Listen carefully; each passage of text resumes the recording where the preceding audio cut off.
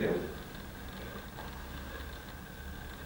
Lucru cu care s-a achitat memorabil. Deci, ea, în două cuvinte, se structurează în două părți. Prima parte, așa cum spune titlul istoric, o trece în revistă cronologică a evenimentelor care țin de viața acestei societăți și două realizările, adică ce a avut în proprietate societatea și cu ce s-a putut mândri, a făcut pentru românii din acest ținut. Asta ca structură. Ca periodicitate, perioada austriacă este mai întâi dânsul a considerat necesar să înceapă cu un scurt istoric al Bucovinei ca atare a acestei entități politico-administrative care s-a numit după evenimentul din 1774-75 și Bucovina. Deci dânsul face un scurt istoric al comunității românești din Bucovina în perioada de până la constituirea acestei societăți, după care trece la descrierea actului de constituire și aici dânsul are o viziune foarte, acum, inovatoare asupra rolului și meritelor titorilor acestei societăți.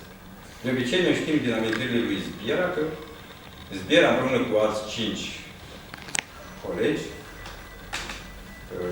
prieteni, în cazinoul de aici, din casa, din Palatul Colonelului, deci e vorba de clădirea care e după Cluj de acum, la etajul 2 acolo, se adunau și erau contrariați că toată lumea, ei sunt români, dar vorbesc între ei, se înțeleg în limba germană și că lucrul acesta nu mai este foarte ok pentru o perioadă când Bucovina încerca să se emancipeze și cea era emancipată și trebuie să facă cumva ca să limba română și cultura română să intre în drepturile ei, pentru că societatea, adică țara aceasta, așa se numea land, țara Bucovinei, își câștigase independența și s-a emancipat de sub tutela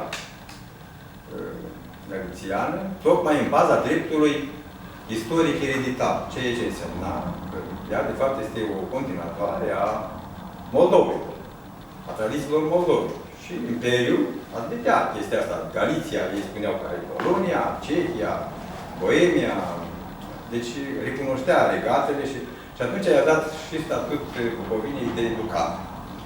Dând acest statut de ducat, bineînțeles, prin marele efort al lui Iudosiu Cumuzati, bineînțeles, al lui Iudosiu Cumuzati nu s-a fi putut realiza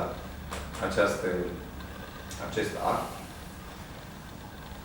Deci, dându-se acest statut de ducat în baza dreptului istoric ereditar, intelectuale, mai ales tineri, considerau că în Bucovina ar trebui ca să trecem la implementarea în practica administrativă, culturală, până școli, a limbii române. Dar pentru că în dietă, chiar în dietă, nu se putea utiliza limba română, din considerente, nu din considerente când ar fi vrut cei care erau aleși în dietă, dar pentru că nu aveau cunoștințe necesare de limbă română, iar limba română, ca limbă standard, abia atunci se constituia. Deci, își desfășurau ședințele în limba germană. Și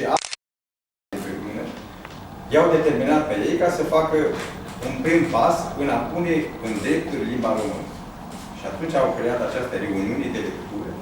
Prin lectură se putea, atunci nu exista altceva decât lectura, adică publicațiile. Și prin lectură au încercat să facă treaba asta. Bun, mă lungesc prea mult.